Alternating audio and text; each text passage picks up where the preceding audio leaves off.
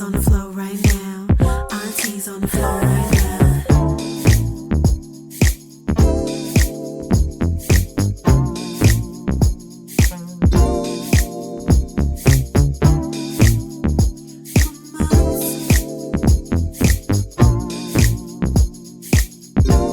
For those dogs at all costs. Whether it meant coming by a few times to help them a day, early in the morning and later in the day. But I think that patience is something that is I notice it in other people, but it's a challenge to be that way, especially when you feel like your day is off. I think you did exercise some patience, though. You don't realize that you did, but you kept focused on the ultimate goal, which was the care of the dogs. And you found a way, you strategized, and you found a way to get those dogs taken care of. It took patience to come up with that thought process. So give yourself credit for that. Maybe you felt it was a little rough around the edges, but you achieved the ultimate goal. And it took time for you to think of that idea of how to do it, how to approach it, even if it meant you driving. So you exercised quite a bit, Well, bit of thank you for patience, saying I that. think. Yeah, Lael is very, very good, very smart. And that's one thing. Sometimes we can do so well with others. And then when it comes to ourselves, sometimes we drop the ball. And that's where I get so frustrated. I understand that we cannot always be perfect. I don't care what we are doing. But it is still very, very frustrating when we drop the ball. We can help others very well. But when it comes to helping ourselves, sometimes we have issues with that. And it brings me to the next topic.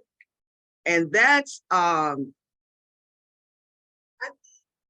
anyone think forgiveness is a hard thing to do? Yes. Okay. Go ahead.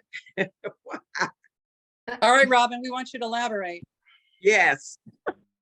It is hard. I mean, It depends is. on the situation, right? I mean, like, sure. I mean, like, little things are easy to forgive. I mean, I do think time heals a lot of wounds, but you know, if you just have to be, well, if I just have to be honest with myself, you know, I can let things get to me.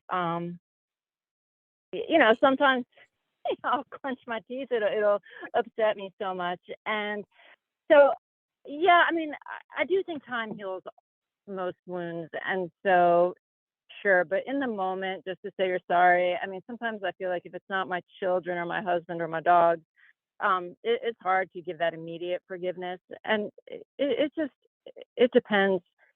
It depends what the issue was. Like we talked about betrayal earlier. And if you feel Yes. like someone betrayed your trust, I mean, yeah, I mean, you can forgive, but it's not easy. I mean, or at least it's not easy for me. And it's sometimes hard to trust again, even if you do forgive. So I don't know what to say about that. I'm just being I don't honest. think you forget it. I do not think you really forget it. You may tell yourself, Yeah. you know, I forgive you, this, that, and other, but you do not really forget it. And it's okay to understand that we are human. And we need God to help us. And I will go to him and say, Lord, I'm really trying. I want to forgive. I need to forgive. It's important to forgive. But you have to help me with this one. This is a hard one. And I'm crying all at the same time. How did it happen? Why did it happen?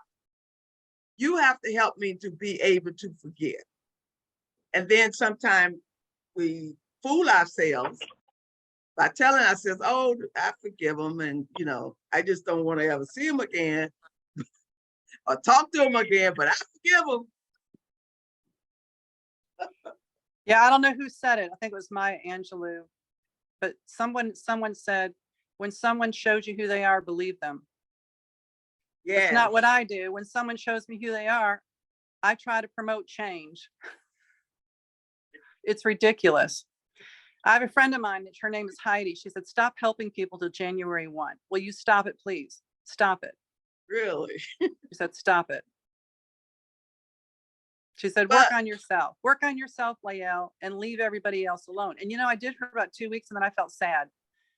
And there's a couple situations that came up this week and I helped some people. And Ben said, are you going to call Heidi and tell her you failed? I said, failed what? And I was already mad at him for confronting me with it. I said, what did I fail? And he said, you failed at not helping people. And I thought to myself, helping people can be an escape. I agree.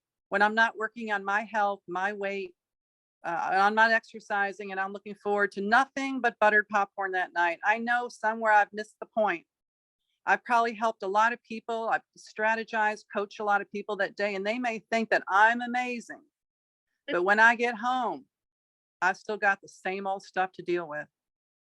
And you know what, it goes back to what we were told, at least I was.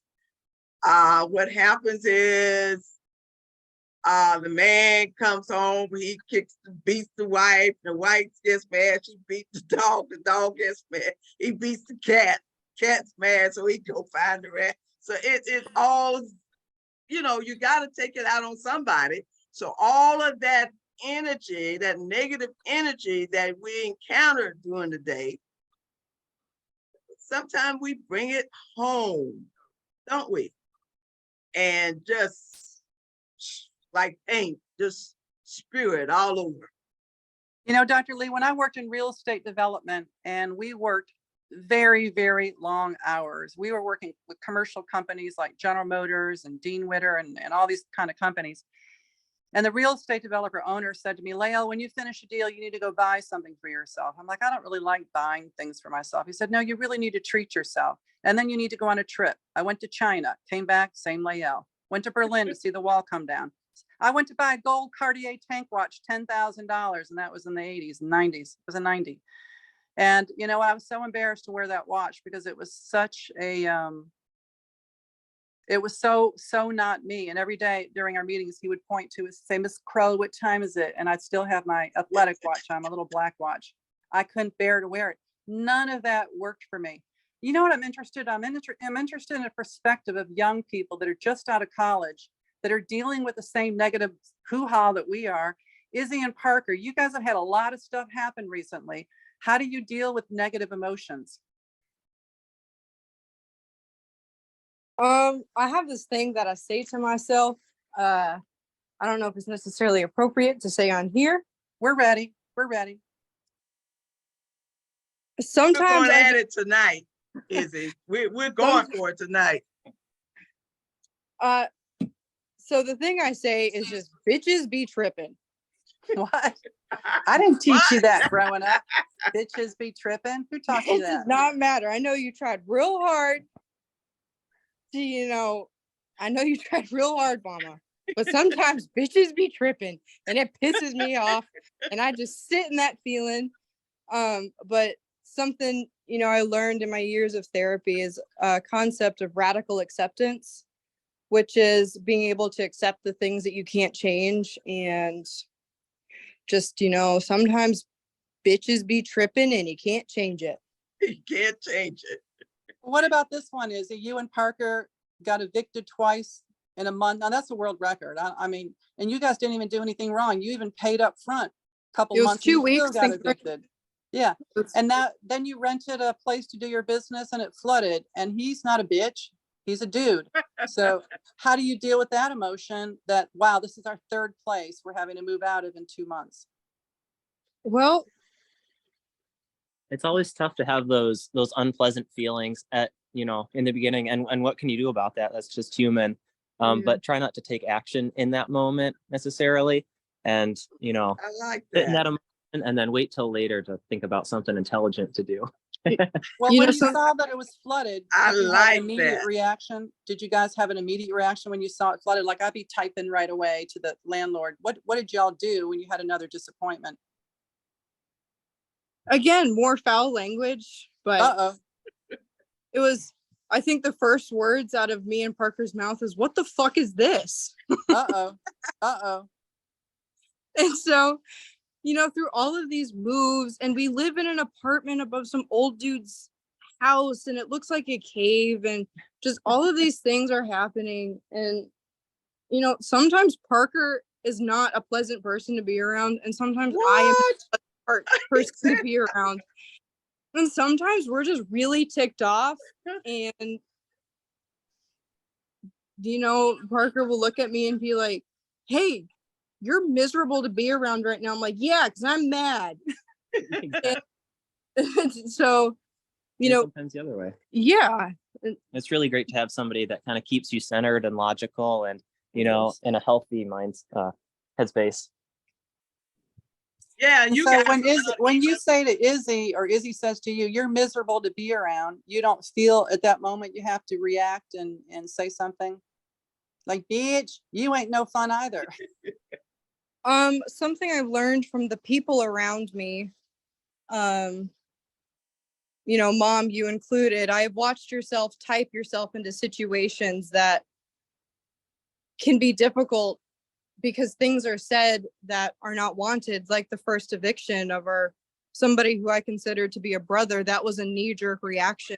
He just blew up on all of us.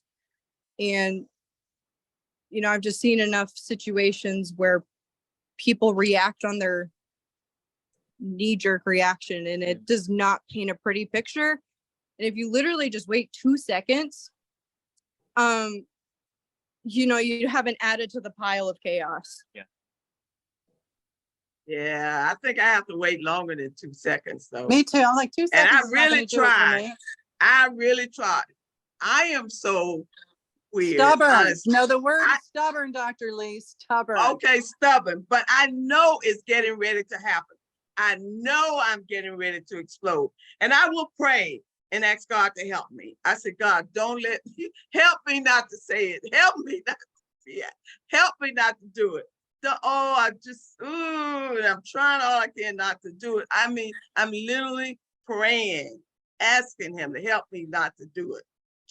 Next thing I know, here I go. And I regret it. I said, "Man, I knew better than that." And I even prayed.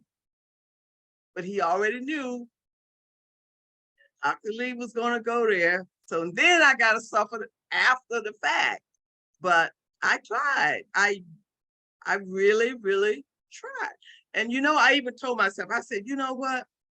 I got to go to an anger management class." I think I told Brandon, I said, I got to go to an anger management class. I don't know how to keep myself from going there. Sometimes it gets so frustrating.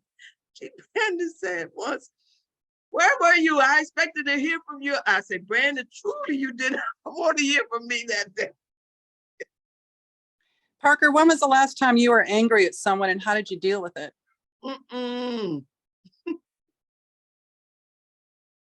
I don't know about angry at somebody, but yesterday I was having a miserable time because I spent all day at work, and then I got out of work and it felt like I only had 20 minutes to do something for my business.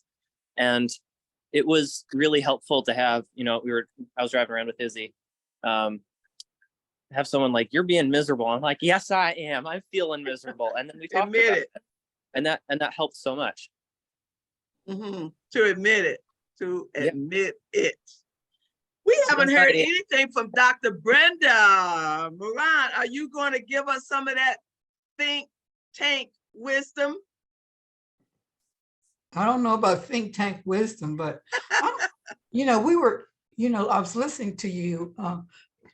You guys talk about the patience bit just a little while ago, and that's the bag that I operate out of. I'm known to be patient to a fault.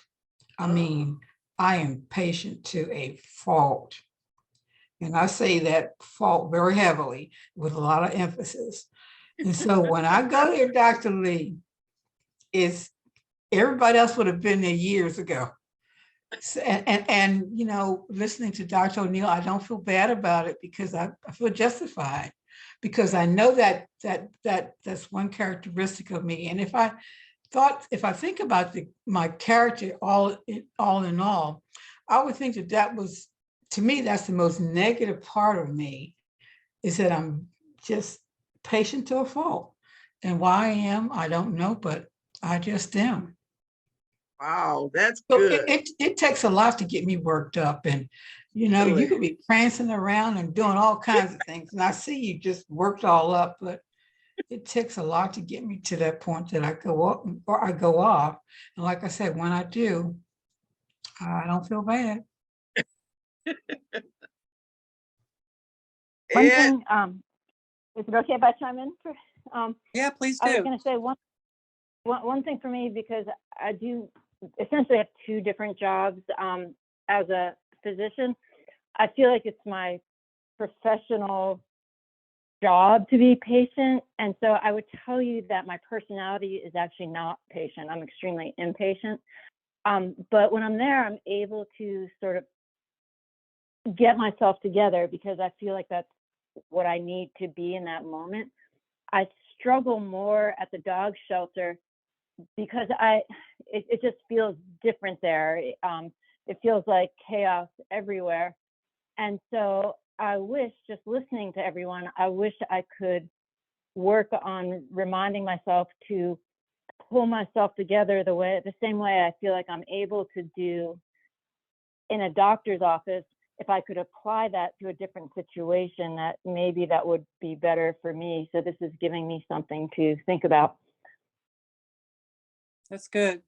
well, this is so good for me tonight. I'm really trying to work on myself.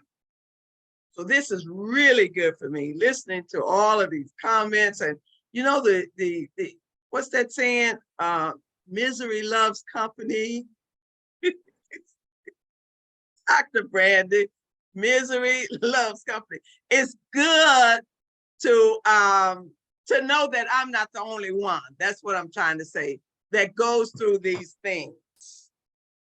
Wow, that's nice to hear. So it's just us being human. That's it. Doesn't matter how powerful we get. And I have seen some of the most powerful women in the office. The staff comes in and something, and I see how they react. And for goodness sakes,